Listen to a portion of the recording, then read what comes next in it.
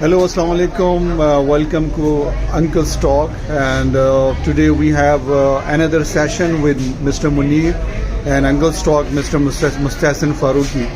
Today we have very interesting and very general topic that our degree mafia in education department of every university.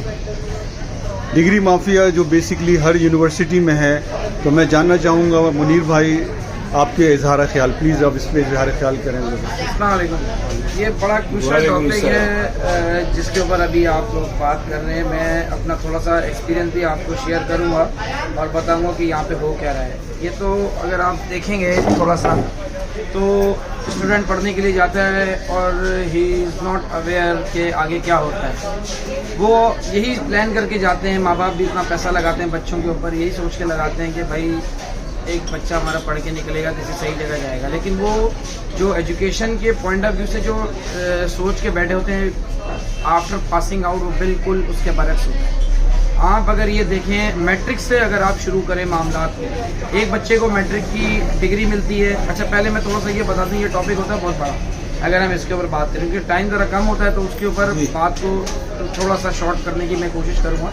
कि सबसे पहली चीज़ अगर आप देखें तो बच्चा मैट्रिक करके निकलता है, उसके मैट्रिक का सर्टिफिकेट आता है 2 साल के बाद, इंटर में जब तक वो जा चुका होता है। मैट्रिक का सर्टिफिकेट आता है जो बॉडी मैट्रिक बोर्ड ऑफिस, जो कि उसको वहाँ से एक सर्टिफिकेट इशू करता है।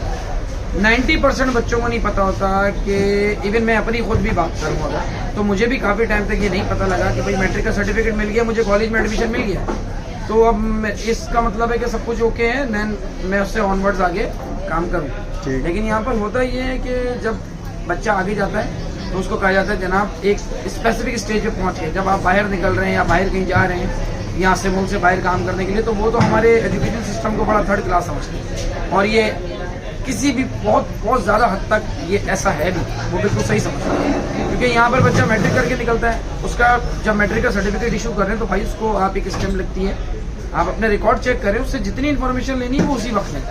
आप उससे जो आपने मैट्रिक बोर्ड ऑफिस का फॉर्म दिया हुआ है डिग्री का सर्टिफिकेट का, वो भरवाते हैं, उसके अंदर सारे क्रेडेंशियल लगवाते हैं, उसके सारी चीज़ें लगवाते हैं, देन उसके बाद आप उसको देते हैं। तो वेरीफाइड करके क्यों नहीं देते आप स्कूल? उसकी एक बच्चे को दोबारा से वो तमाम प्रैक्टिस करनी पड़ती है, मुझे भी काफ़ी टाइम के बाद करनी पड़ी। फिर जब आप इंटर से करके निकलते हैं तो कहा जाता है जी इंटर बोर्ड ऑफिस से कराएं, टेक्निकल बोर्ड का बंदा है तो जिस टेक्निकल बोर्ड से कराएं, फिर उसके बाद IBCC फर्दर बॉडी है वो कराएं। तो ये सारी चीज़ें अगर आप स्टूडेंट को शुरू से करा के दे दें तो उसकी ज़िंदगी आसान हो जाए। ये पूरे 3 साल या 2 साल की एजुकेशन में, जो 10 साल की एजुकेशन में बच्चा मैट्रिक कर रहा है या इंटर कर रहा है या डिप्लोमा कर रहा है 3 इयर्स का, उसको कहीं टीचर ये नहीं बता रहा, ना कॉलेज एजुकेट कर रहा है, ना उसको जो है वो प्रीवियस बोर्ड या करंट बोर्ड उसको अवेयर कर रहा है। जब बच्चा वो ग्रेजुएशन में पहुंचता है उसके बाद फर्दर वो बाहर जा रहा होता है, देन उसको कहते हैं जी मैट्रिक आपके तो HEC से वेरीफाइड नहीं है, तो आपको जो है वो पहले HEC जाओ, तो वो कहते हैं जी यूनिवर्सिटी से वेरीफाइड नहीं है।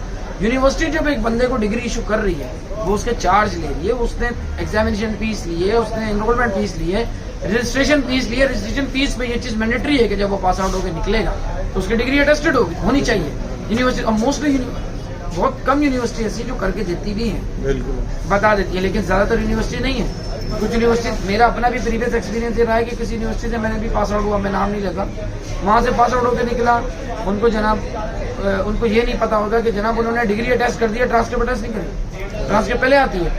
HEC ने भी उसकी बेस के ऊपर डिग्री अटेस्ट कर दी है, वो तो करेगा, डिग्री पे है तो डिग्री अटेस्ट कर देगा, वेरीफाइड है। ट्रांसक्रिप्ट अटेस्ट नहीं करी है। अब जब वो मैं उसके लिए फर्दर बाहर स्टडीज के लिए या वर्क परमिट के लिए अप्लाई करता हूँ तो वो कहते हैं जी आपकी तो ट्रांसक्रिप्ट अटेस्ट नहीं है, पर दोबारा तमाम प्रैक्टिस करनी पड़ती है, दोबारा से आना पड़ता है। फिर मैट्रिक में जाओ, इंटर में एडमिशन मिले नहीं जब तक कि मैट्रिक बोर्ड से तमाम चीज़ें वेरीफाइड ना हो, स्टैम्प ना हो उसके ऊपर, फिर पीछे और जाना पड़ता है। मैट्रिक पे जाएं, मैट्रिक को दोबारा से वेरीफाइड कराएं बोर्ड ऑफिस से। अब बोर्ड ऑफिस अगर कोई शक लगा दे स्कूल, तो बच्चा दोबारा 17 साल के बाद स्कूल जाएगा, ये भी एक बड़ा एक मैटर करता है। वहाँ से वेरीफाइड कराएं, फिर इंटर बोर्ड से कराएं, फिर बैचलर से कराएं, फिर देन मास्टर से कराएं। तो ये इतना माफिया है और यूनिवर्सिटीज़ आए दिन यूनिवर्सिटीज़ ब्लैक लिस्ट होती है। ये है हमारा मेन मुद्दा। आप यहाँ से इंटरनेशनल अगर आप कम्युनिटी की बात करें, आप यहाँ से मैं आपको 2-4 कंट्री की मिसाल देता हूँ। आप एक ही कंट्री की लेने चले, कनाडा चले गए। कनाडा की एक असेसमेंट बॉडी है जिसको कहते हैं वेस, वर्ल्ड एजुकेशनल सर्विस के नाम से उन्होंने एक बॉडी है जहाँ से वो पूरी दुनिया की डिग्री को अटेस्ट करते हैं। आप वहाँ पे जाके पाकिस्तान की यूनिवर्सिटीज की लिस्ट देख लें, मोस्टली यूनिवर्सिटीज को उन्होंने डी कैटेगरी में डाला, सी कैटेगरी में डाला हुआ है। यानी बी और ए में तो खैर बहुत ही एक्स्ट्रॉर्डनरी है, वो आगा खान वगैरह में अगर आप पहुंच जाए तो देखें, वरना मोस्टली कराची की यूनिवर्सिटीज की बात करें, अब इकरा यूनिवर्सिटीज है, इस टाइप की यूनिवर्सिटी आप देखिए उनकी कैटेगरी क्या है।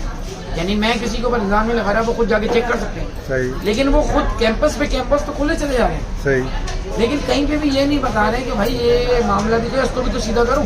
बिल्कुल।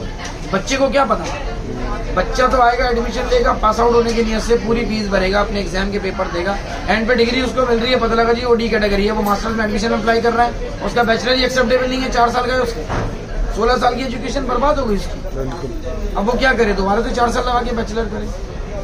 मोस्टली यूनिवर्सिटीज को माना ही नहीं जा रहा, वो रिकॉग्नाइज ही नहीं इंटरनेशनल लेवल पे। तो ये आपका एजुकेशन का सिस्टम है, इसके लिए आपकी HEC करेगी, ये आपकी यूनिवर्सिटीज आवाज उठाएगी, कौन उठाएगा? वो तो फीस उठा रही है इस वक्त जो कर रही है। ये है इस वक्त प्राइवेट माफिया जो चल रहा है हमारा। इवन मोस्टली कुछ यूनिवर्सिटीज गवर्नमेंट की भी हैं जिनको वो कंसीडर कर रहे हैं, लेकिन मोस्टली प्राइवेट यूनिवर्सिटीज का ही है। तो एक मेन इशू था जो मैंने सोचा कि मैं उसको आप लोगों के गोश गुजार करूँ। अंकल, आप इस पे हमारे एजुकेशन सिस्टम पे जो एक माफिया बन चुका है, इस पे आप कुछ अपने तासुरात का इजहार करें आप।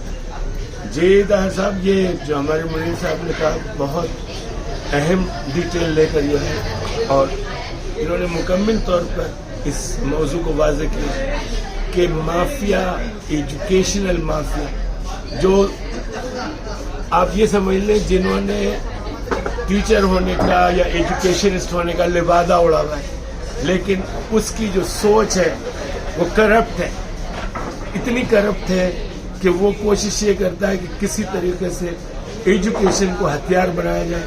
और ये लोगों की ज़रूरत है आगे बढ़ने की, लोगों की ज़रूरत है प्लेटफॉर्म हासिल करने की, लोगों की ज़रूरत है मुल्क से बाहर जाके काम तलाश करने की, मुल्क से बाहर जाके अपने आप को स्टैब्लिश करने की, पढ़ के वापस आने की।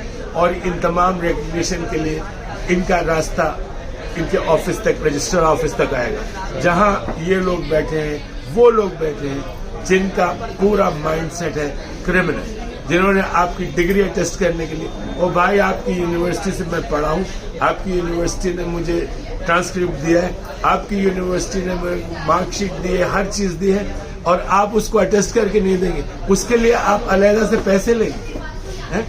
आपने किस प्रोग्राम के तहत वो पैसे मांगे हैं? आप भत्ताखोर हैं।